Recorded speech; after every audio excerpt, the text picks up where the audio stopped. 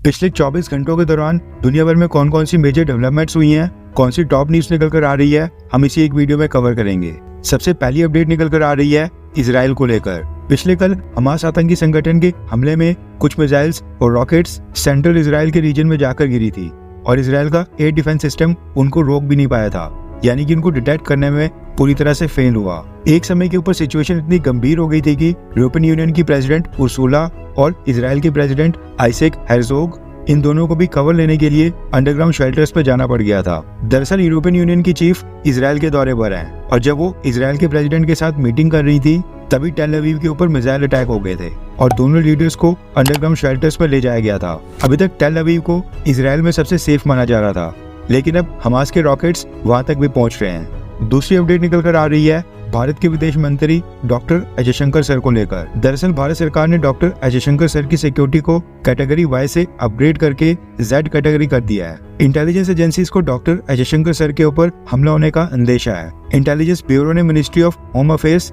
यानी कि गृह मंत्रालय को एक रिपोर्ट सौंपी है और बताया कि विदेश मंत्री के ऊपर खालिस्तानी थ्रेट्स हैं। इसी के चलते जयशंकर सर की सिक्योरिटी को अपग्रेड करके कैटेगरी वाई से कैटेगरी जेड करने का फैसला किया गया है। आपकी जानकारी के लिए बता दूं कि वाई कैटेगरी की सिक्योरिटी में दिल्ली पुलिस का कवर होता है, जबकि जेड कैटेगरी में सीआरपीएफ के कमांडोज किसी भी व्यक्ति को कवर देते हैं। यानी जो सिक्योरिटी इस समय अमित शाह, राहुल गांधी, सोनिया गांधी और प्रियंका गांधी वाड्रा के पास है, उसी लेवल की सिक्योरिटी अब भारत के विदेश मंत्री जयशंकर सर को भी दी जाएगी। तीसरी अपडेट आ रही है भारत और इजराइल को लेकर। टेल अवीव के ऊपर रॉकेट अटैक्स के बाद अब पिछले कल मोदी सरकार ने इंडियन एयरफोर्स को अपने मिलिट्री ट्रांसपोर्ट एयरक्राफ्ट्स को स्टैंड बाय मोड के ऊपर रखने के आदेश दे दिए हैं। आपकी जानकारी के लिए बता दूं कि टेल अवीव इजराइल की हेवीली पॉपुलेटेड सिटी है। भारत और दुनिया के कई सारे देशों की एम्बेसीज भी वहीं पर लोकेटेड है और हजारों भारतीय इसी टेल अवीव रीजन में रहते हैं। ऐसे में अगर टेल अवीव के ऊपर हमले तेज होते हैं तो सिविलियन एयरक्राफ्ट से इवैक्यूएशन प्रोसेस करना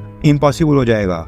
ऐसे में भारत सरकार को उस समय भारत के सभी नागरिकों को वापस लाने के लिए इंडियन एयरफोर्स के मिलिट्री ट्रांसपोर्ट एयरक्राफ्ट भेजने पड़ सकते हैं। इसलिए पिछले कल मिलिट्री ट्रांसपोर्ट एयरक्राफ्ट को स्टैंड बाय मोड के ऊपर रहने के आदेश दे दिए गए हैं, ताकि एक ही सिग्नल मिलने के ऊपर ये सारे एयरक्राफ्ट कुछ ही मिनटों के अंदर उड़ान भरने के लिए तैयार हो जाएं और इवैक्यूएशन ऑपरेशंस में देरी ना हो। चौथी अपडेट निकल कर आ रही है पाकिस्तान और तालिबान को लेकर। दरअसल 4-5 दिन पहले अफगानिस्तान की हेरात प्रोविंस में वहां पर कुछ अर्थक्वेक आए थे, जिसमें 1000 से ज्यादा लोगों की अब तक जान चली गई है और कई हजार लोग वहां पर घायल हुए हैं। अर्थक्वेक आने के बाद पाकिस्तान ने अफगानिस्तान के लिए एड की घोषणा की थी और रिलीफ मटेरियल से भरे ट्रक्स अफगानिस्तान भेजने की घोषणा की। इसके अलावा पाकिस्तान ने रिलीफ और रेस्क्यू ऑपरेशंस के लिए डिजास्टर मैनेजमेंट की एक एक्सपर्ट टीम को भी अफगानिस्तान भेजने की घोषणा की थी।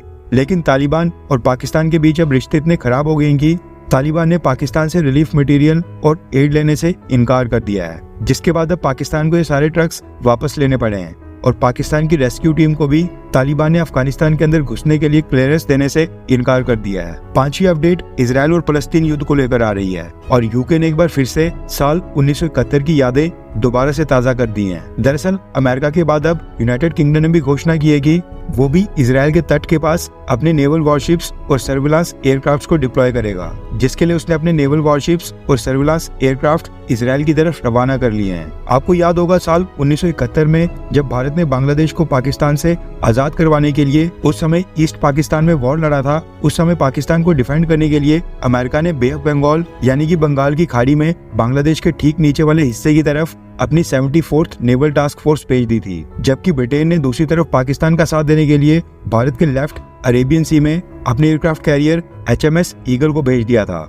आज भी वैसी कुछ सिचुएशन है।